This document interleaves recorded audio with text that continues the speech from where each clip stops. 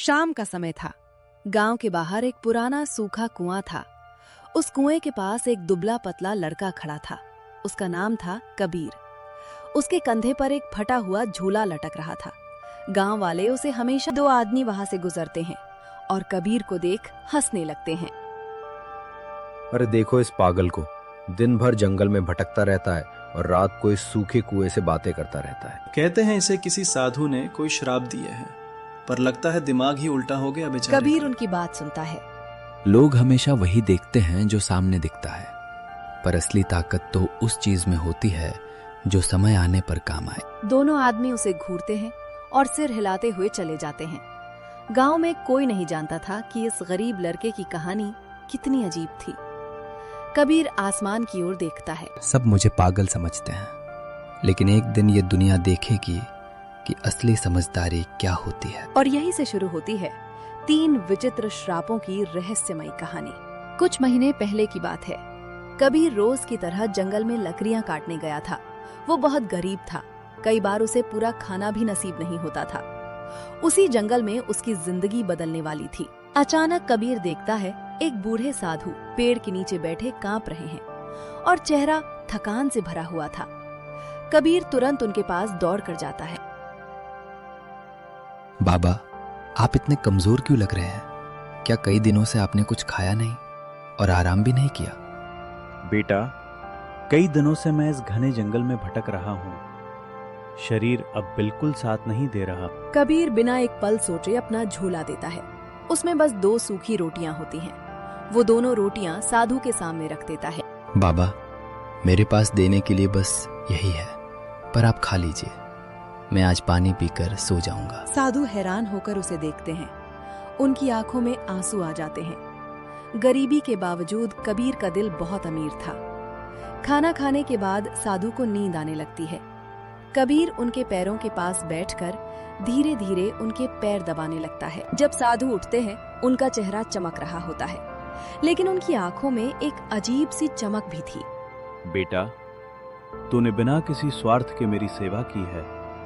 मैं तेरे दिल की सच्चाई से बहुत प्रसन्न हूँ। फिर अचानक साधु की आवाज गंभीर हो जाती है। लेकिन बेटा, मैं तुझे वरदान नहीं दे सकता।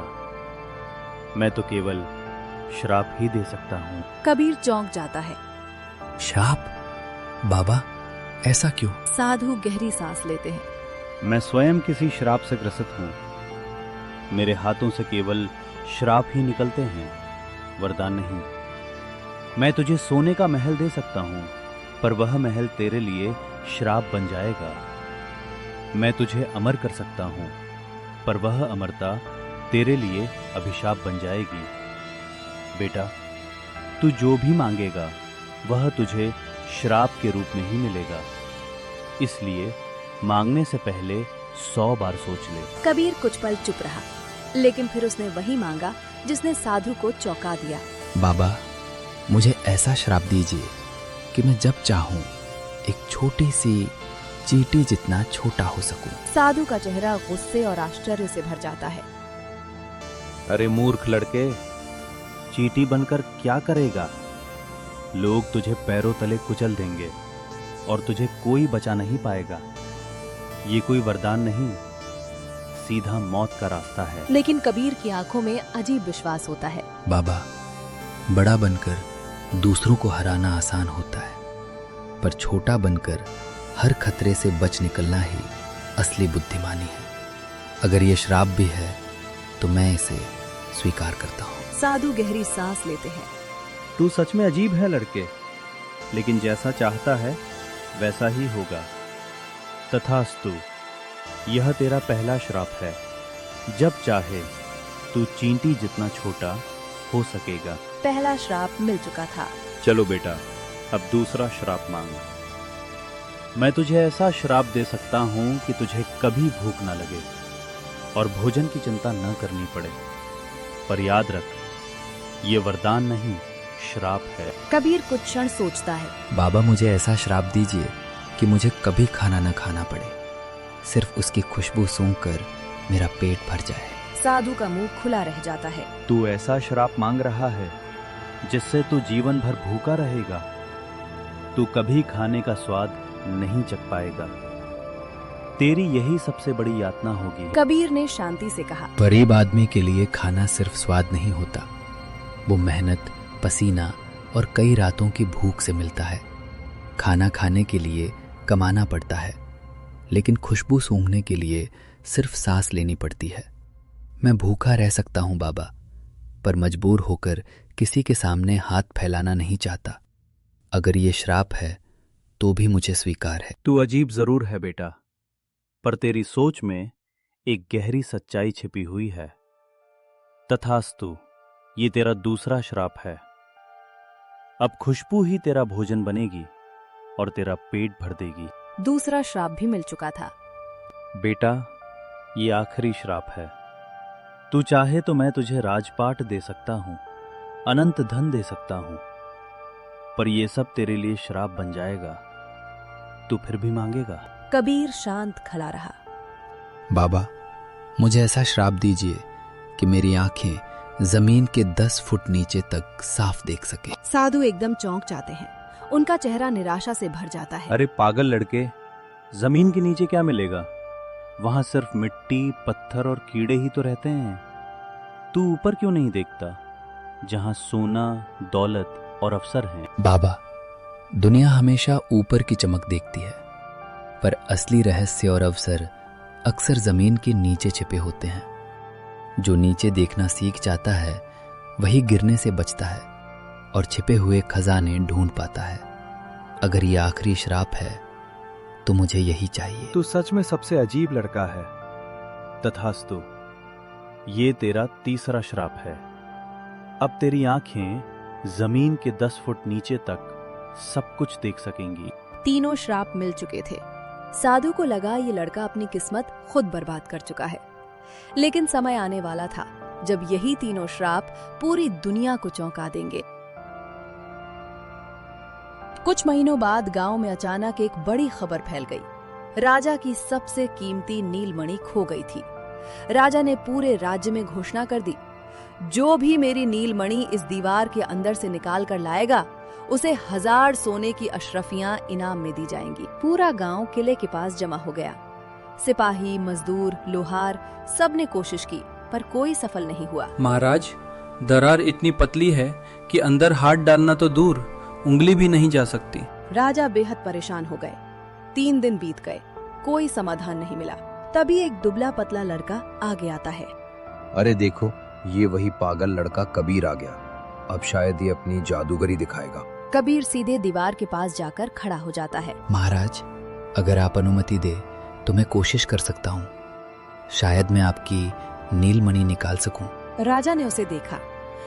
लड़के, जहाँ बड़े बड़े लोग असफल हो गए, वहाँ तू कैसे सफल हो पाएगा? महाराज, कभी कभी सबसे छोटे उपाय ही सबसे बड़ी समस्याओं का समाधान बन जाते हैं। और अब समय आ गया था तीनों विचित्र श्रापों के असली चमत्कार का। कबीर ने अपनी आंखें बंद की।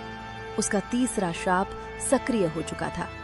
कुछ क्षण बाद उसने आंखें खोली। महाराज, नीलमणि दीवार के अंदर एक पतली दरार में अटकी हुई है, लगभग 2 हाथ नीचे।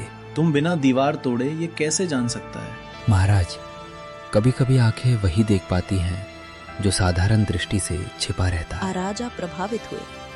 अगर तू जानता है कि नीलमणि कहाँ है तो बता, इसे बाहर कैसे निकाला जाएगा? महाराज, दीवार तोड़ने की आवश्यकता नहीं पड़ेगी, क्योंकि जहाँ बड़ा नहीं पहुँच सकता वहाँ छोटा आसानी से पहुँच जाता है। तभी कबीर ने धीरे से अपनी आंखें बंद की।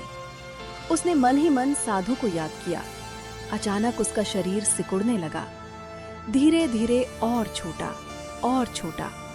कुछ ही क्षणों में वो एक छोटी सी चींटी जितना रह गया। छोटा सा कबीर धीरे धीरे दीवार की पतली दरार में घुस गया। अंधेरा और धूल थी। नीलमणि दूर दरार में फंसी थी। समय बीतता गया। एक दिन बीता, फिर दूसरा दिन। कबीर बाहर नहीं आया। क्या वो लड़का अंदर फंस गया है?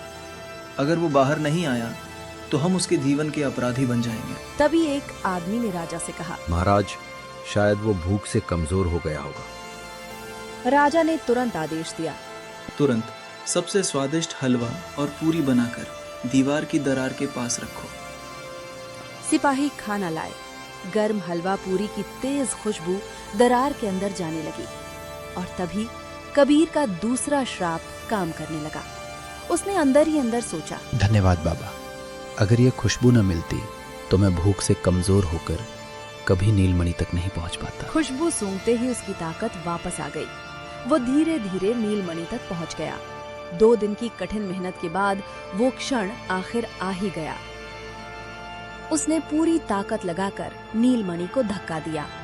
नीलमणि धीरे धीरे बाहर की ओर खिसकने लगी। बाहर खड़ी भीड़ सांस रोके इंतजार कर रही थी। अचानक दरार से एक नीली चमक दिखाई दी और अगले ही पल नीलमणि बाहर गिर गई। महाराज, नीलमणि बाहर आ गई। भीड़ खुशी से चिल्लाने लगी। राजा की आंखों में राहत आ गई। कबीर सबके सामने वापस बड़ा हो गया। राजा ने कहा, लड़के, तूने न केवल मेरी नीलमणि लौटाई है बल्कि मेरे राज्य की प्रतिष्ठा भी बचाई है। मैं तेरा ऋणी हूं। आज से तू गरीब नहीं रहेगा। मैं तुझे 1000 सोने की अशरफियां और सम्मान पूर्वक घर प्रदान करता हूं। भीड़ तालियां बजाने लगी। जो लोग उसे पागल और श्रापित कहते थे वे अब शर्मिंदा खड़े थे। हमने इसे हमेशा पागल समझा, पर असल में ये हम सबसे ज्यादा समझदार निकला। इसने साबित कर दिया कि श्राप भी अगर सही समझ से इस्तेमाल किए जाएं तो वरदान बन सकते हैं। कबीर बस शांत मुस्कुराया। दुनिया में सबसे बड़ी ताकत धन नहीं होती, बल्कि सही समय पर सही निर्णय लेने की समझ होती है। श्राप और वरदान तो बस नाम है, असली चीज है उनका इस्तेमाल करने का तरीका। उसी समय दूर एक पेड़ के पीछे से साधु बाबा सब देख रहे थे।